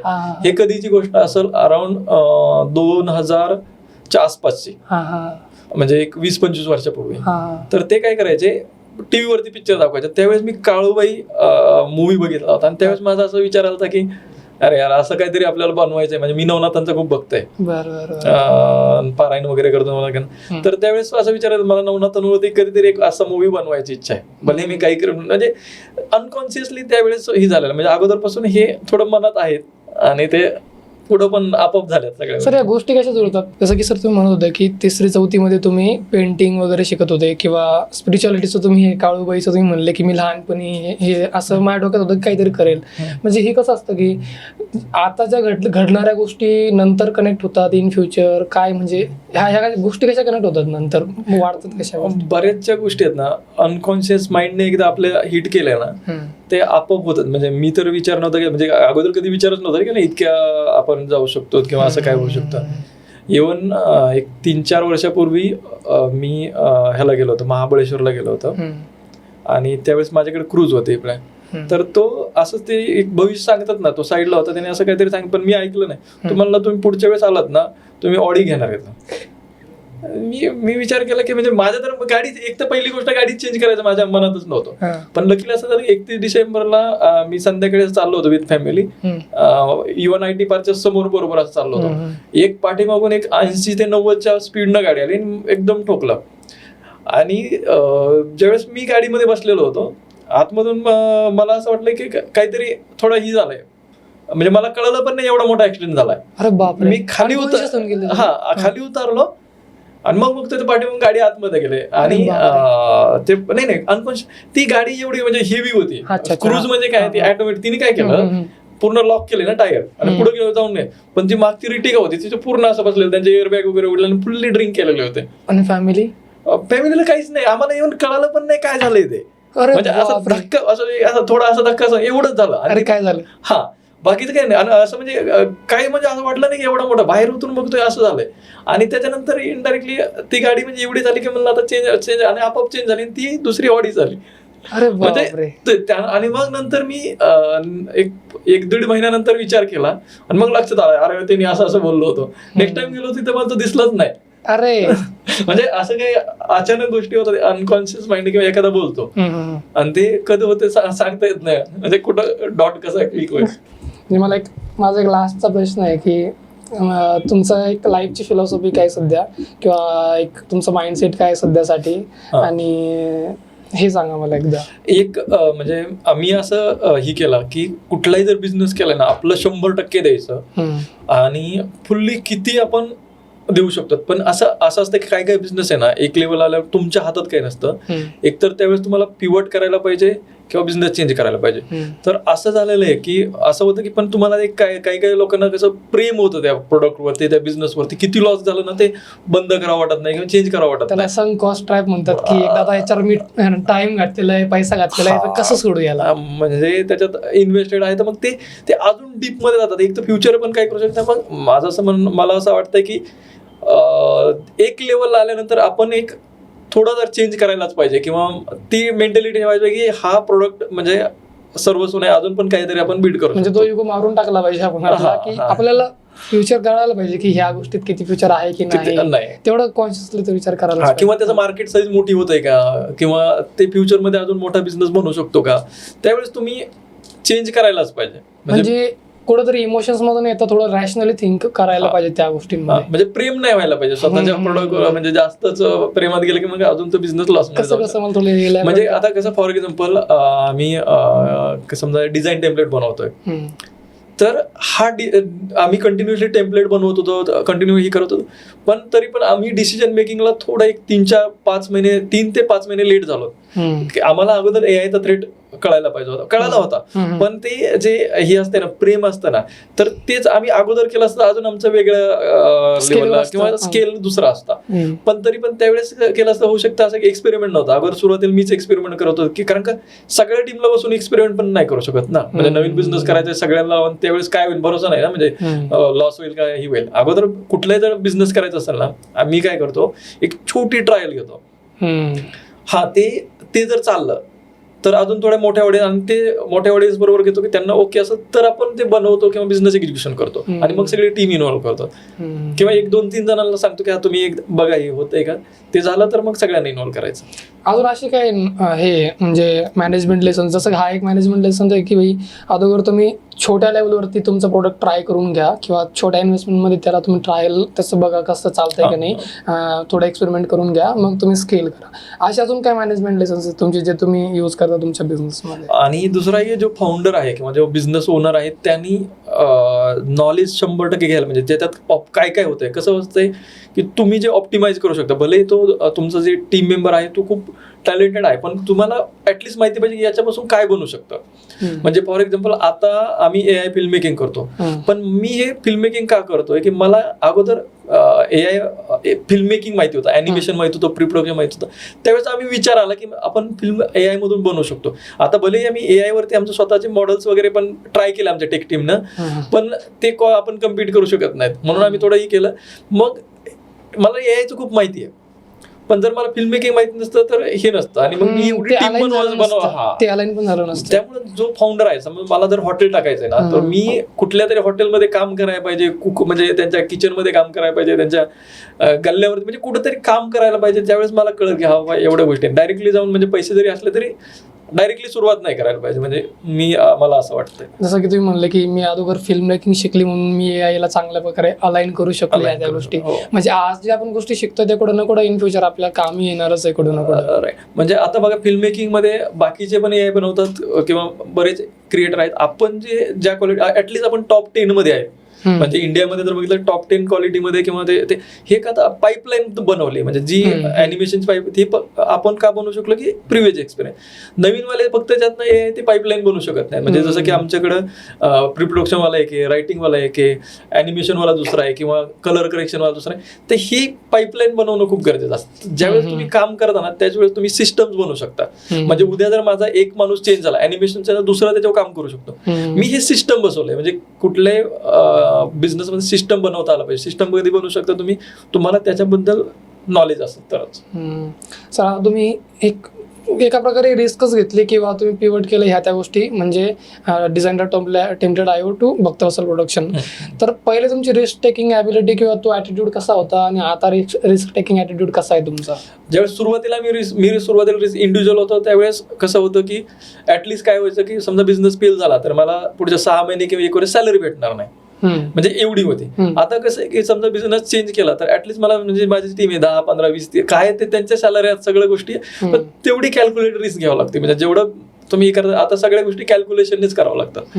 अगोदर कसं मी म्हणजे ज्यावेळेस 2000 पहिलं ऑफिस मी WTC मध्ये घेतलं, अराउंड 17च्या आसपास घेतलं, 2017. असं संध्याकाळी मित्र आम्ही बसलेलो होतो. तो म्हणला की आपल्याला ऑफिस चालू करायचं पार्टनरशिपमध्ये वगैरे असं तसं. मग मी दुसऱ्या दिवशी गेलो आणि ऑफिस वगैरे बघायला चालू केलं. पण ते मित्र परत त्यांनी जॉब त्यांचा कंटिन्यू ठेवला, पण मी बिझनेस चालू केला. म्हणजे अशा गोष्टी होतात आणि ते अजून पण जॉबच करतात. म्हणजे त्यांनी सुरूच नाही केला.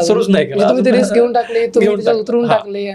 इव्हन आता बघा की ॲनिमेशन फील्डमध्ये एवढा प्रॉब्लेम चालू आहे. ऑलमोस्ट 100 जणांपैकी फक्त 20 ते 30 जणांना जॉब येतात. आणि कमवता किती जण? म्हणजे ॲनिमेशनच्या ॲनिमेशन ही मॉनिटाईज कशी होतं या गोष्टी, AIच्या गोष्टी कसा मॉनिटाईज? आता हा सगळ्यात मोठं ही आहे की बाकी अगोदर म्हणायचं की युट्यूबनं पॉलिसी आणलेली की अजून पण आहे ती, AIचं कंटेंट मॉनिटाईज होतं. मॉनिटाईज कुठलं होत नाही ज्याच्यात ह्युमन टच नाही. म्हणजे युट्यूबचं म्हणणं काय की ह्युमन टच नाही, कारण बऱ्याच जणांनी ऑटोमेशन टाकलं. जस्ट इमेजेस येतात, एक व्हॉइस ओव्हर जातं आणि ते मल्टी पोस्टिंग पण करतात. दिवसाला 50 पोस्ट वगैरे व्हिडिओ वगैरे टाकून देतात.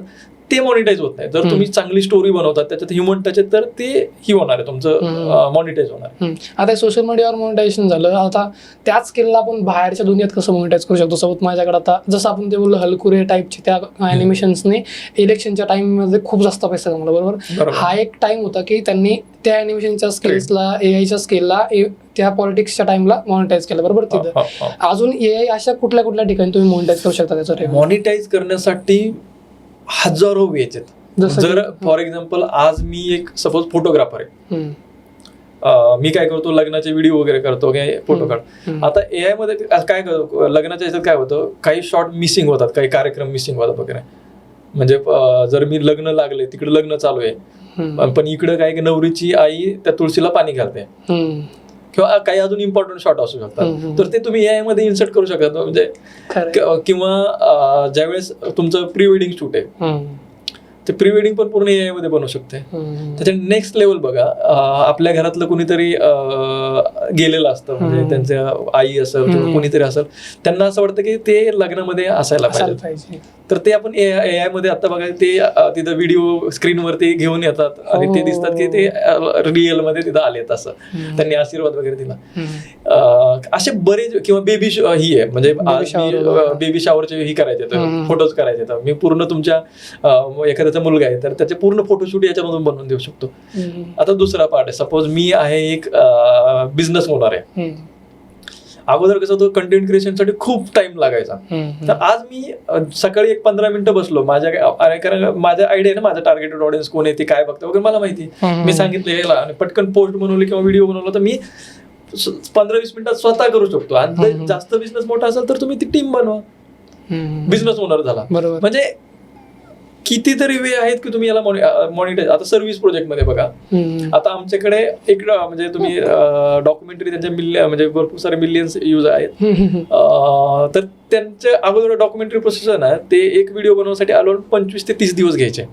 तुम्ही स्वतः तुमचा एक्सपिरियन्स आहे? नाही, त्या टीमचा, म्हणजे त्यांचे 2-3 मिलियन सबस्क्रायबर आहेत. त्यांनी मला मित्रच आहेत माझे, मी आणि ते म्हणले असं असं, आता मी तर किडा आहे क्रिया म्हणजे ह्याचा मोशन ग्राफिक्सचा वगैरे, म्हणलं हे तुमची पाईपलाईन अजून थोडी चेंज होऊ शकते. आणि मग मी त्यांना AI इंटिग्रेशन करून दिलं.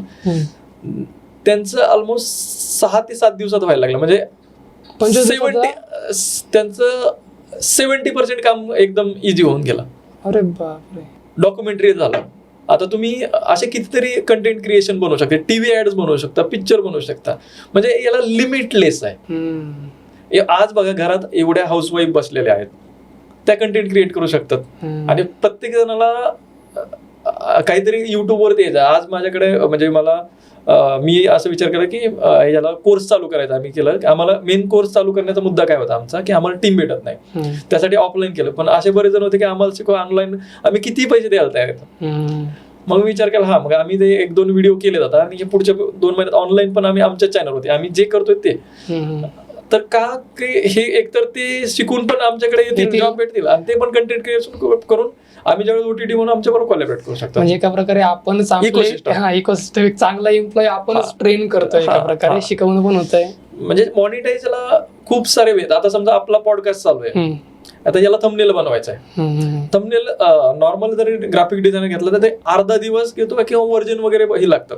पण मी जर आता तुमच्याबरोबर इथं बसलो 10 मिनिटात तुम्हाला मी ऍटलीस्ट 10 वर्जन देईन, आणि ते पण वेगळे वेगळे असते, म्हणजे पूर्णतः क्रिएटिव्ह वेगळे वेगळे सगळं. तर हा AIचा ही म्हणजे प्रत्येक जागेवर AI वापर आहे. सर, मला लास्ट एक क्वेश्चन आहे, मग आपण थोडं एंडिंगकडे येऊ. अमन गुप्ता सरांसोबत तुमचा कसा एक्सपिरियन्स राहिला? डिझाईन टेम्पलेट आयोसाठी ज्यांनी इन्व्हेस्टमेंट केली होती शार्क टँकमध्ये, आणि कसं त्यांनी तुम्हाला कसं गाईड केलं, आणि काय तुमचं कसं होतं रिलेशन, कसं आहे अमन गुप्ता सरांसोबत? ऍक्च्युली शार्क टँक गेल्यानंतर आहे ना, मी एक बिहेवियर ही केलं की अगोदर मी लिमिटेड विचार करायचो. म्हणजे माझे थॉट प्रोसेस होते ना, मला 1 करोडचा बिझनेस करायचा आहे किंवा 2 करोडचा करायचा आहे, ते म्हणतात तू हे कॅप काढून टाक. म्हणजे त्यांचं असं म्हणणं की तू कॅप ठेवू नको, म्हणजे स्काय इज लिमिट. पहिलं तर हे, आणि ते खूप प्रॅक्टिकल आहेत. म्हणजे जर तुला काही प्रॉब्लेम होते डायरेक्टली सरळ सांगणार, हे असं करू नको, डायरेक्टली. डिसिजन मेकिंग त्यांची खूप स्ट्रॉंग. म्हणजे असं नाही सांगणार की असं हिचकिच जाणार नाही की एकदम चुकतंय काही नाही, डायरेक्ट डिसिजन. म्हणजे मी जेवढा फ्रेंडली अनुभव घेतला त्यांचा, आणि ते पहिल्याच वर्षी त्यांनी मला चांगला सपोर्ट दिला. म्हणजे आता कसं त्यांच्याकडे नवीन आले ना, आम्हाला पण जास्त त्यांची ही नाही, पण ज्यावेळेस आम्हाला असं वाटतं की हा बाबा खरंच गरज आहे, त्यांनी एक टीम ठेवलेली, आम्ही त्यांच्याबरोबर कम्युनिकेट करतो. ज्यावेळेस त्या टीमकडून आमचा प्रॉब्लेम सॉल्व्ह होत नाही, त्यावेळेस मग अमन सर पण तिथे येतात आणि तो आम्हाला हेल्प करतात. सर, एक मला लास्ट एक थॉट पाहिजे तुमच्याकडून, किंवा एक बेस्ट ॲडवाईस किंवा एक बेस्ट कोट किंवा तुमची फिलॉसॉफी, जे की बाकीच्या उद्योजकांना किंवा कुणालाही असं हेल्प करेल, किंवा एक थॉट पाहिजे तुमच्याकडून. कधीच शिकणं थांबायचं नाही. म्हणजे आपला जो वेळ आहे तो 100% युटिलाइज करायला पाहिजे. मग ते काही शिका, तुम्ही चांगल्या मूवीज बघा, काही ट्युटोरियल बघा, काहीतरी चांगलं प्रोडक्टिव्ह करायला पाहिजे. त्या आपोआप म्हणजे ही कसं लाईफ टाईम प्रोसेस आहे. म्हणजे तुम्ही होऊ शकता तुम्हाला 1 महिन्यात रिझल्ट दिसणार नाही, 2 महिन्यात दिसणार, पण ज्यावेळेस तुम्ही 4-5 वर्षानंतर बघणार की म्हणजे तुम्ही किती नॉलेज गेन केलंय. म्हणजे ते एका प्रकारे डोमिनोज इफेक्ट सारखं वर्क करतं ते. हा. स्टार्टिंगला रिझल्ट तुम्हाला दिसणार नाही, हा. बट तो नंतर मल्टिप्लाय होत एक दिवस तो खूप मोठा रिझल्ट त्याचा भेटतो. हा, म्हणजे आता जसं समजा मला चांगला वेळ असेल तर मी काय करतो, चांगल्या मूवीज बघतो. म्हणजे जिथं मला एक तर चांगलं म्हणजे काय, एक तर मला त्यांची स्टोरी चांगली असेल शिकायला भेटेल, दुसरं किंवा मला कॅमेरा अँगल वगैरे क्रिएटिव्हिटी शिकायला Filmmaking वगैरे, म्हणजे प्रत्येक वेळेला म्हणजे किंवा पुस्तक जरी वाचणं स्टोरी असेल, जरी चांगली नसली पण मला filmmaking शिकायला भेटून जाईल. काय असेल ते चांगल्या मूवी बघणं म्हणजे किंवा म्हणजे किंवा ट्युटोरियल म्हणजे बघणं असेल किंवा बिझनेस स्टडीज करणं असेल. मी कंटिन्यू न्यूज बघतो कोणत्या बिझनेसचे, आज काय चाललंय, कुठल्या इंडस्ट्रीमध्ये काय होतंय, फ्युचर काय येणार आहे, ट्रेंड काय चेंज होतोय. आता म्हणजे AI पण आता बुमिंग आहे, पण तुम्ही एक 2-3 महिन्यापूर्वी बघा, 2-3 वर्षापूर्वी बघा, अगोदर NFT होतं किंवा क्रिप्टोकरन्सी होती. म्हणजे हे कंटिन्युअसली वेगळे वेगळे आहेत. तुम्ही जसं AI आता बोलतायत ना, ते 2-4 वर्षापूर्वी सगळे क्रिप्टोकरन्सी बोलत होते. म्हणजे हे चेंज होत राहणार आहे. होऊ शकतं अजून काही दुसरा पण ट्रेंड येऊ शकतो. म्हणजे नेहमी लर्निंगचं तुमचं माइंडसेट पाहिजे. आणि जसं तुम्ही म्हणलं की मी डिझाईन टेम्पलेट IO2 बघतो असेल प्रोडक्शन, जसं पिवट केलं तसं ट्रेंडला पण बघायला पाहिजे किंवा वेव कुठं चालली ते पण बघायला पाहिजे आणि तसं आपण पिवट केलं पाहिजे. हा, म्हणजे सध्या करंट परिस्थितीत कुठला बिझनेस तुमचा चाललाय किंवा तुम्हाला काय करायला पाहिजे त्याच्यानुसार आपण चेंजेस स्वतःत आणायला पाहिजे. आणि ते कधी होऊ शकतं, तुम्ही कंटिन्यू स्वतःला अपडेट ठेवलं तरच. थँक्यू सर, तुम्ही वेळ दिला. आणि मला माझा एक एक्सपिरियन्स शेअर करायचा तुमच्यासोबत. मी 2023 जानेवारीच्या टाइमला जेव्हा तुमचा तो पहिला एक व्हिडिओ आला होता, तुमची जर्नी दाखवत होता ना ते, त्याच्यामध्ये सांगवी पाटण सगळ्या गोष्टी, तुमच्या गावाचं हे ते, तुमचं गोठ्याचं ह्या सगळ्या गोष्टी, तर मी तेव्हा मॅनिफेस्ट केलं होतं की मला दादासाहेब सरांना एक दिवस भेटायचं आहे. आणि तो मला व्हिडिओ शेअर करता ऋषिकेश शनगारे सर म्हणून आमचे एक मित्र आहेत, त्यांनी मला शेअर केला होता. तेव्हा मी डोक्यात विचार केला होता यार दादासाहेब सरांना एकदा भेटायचं आहे. तर ते मॅनिफेस्टेशन किती 3 वर्षानंतर पूर्ण झालं ना, आज तुमच्यासोबत भेटलो आणि मला खरंच खूप भारी वाटलं. आणि एका प्रकारे म्हणजे मला खूप भारी वाटलं, म्हणजे आहे ते एक जर्नी तुमची कुठं ना कुठं एक रिलेट करते, कनेक्ट करते. कारण मी पण गावाचा आहे, अजून भरपूर सारे जण गावाचे असतात आणि ते कुठं तरी वाटतं यार आपले सारखेच आहे किंवा असं काहीतरी. मेन तेच आहे, जर तुम्ही विचार केला आणि मेहनत करत राहिलात, शिकत राहिला तर कधीतरी होऊ शकते. 2 महिन्यात नाही होणार, 3 महिन्यात, 3 वर्षात. मला 3 वर्ष लागले की तुम्हाला भेटण्यासाठी. एका प्रकारे कधी ना कधी तरी तुम्ही ते ही करू शकता, म्हणजे जर शिकू शकता, काहीतरी बनवू शकतात. थँक्यू सर, म्हणजे तुम्ही वेळ दिला आणि खूप भारी वाटलं तुम्हाला बोलून. आणि धन्यवाद सर. धन्यवाद.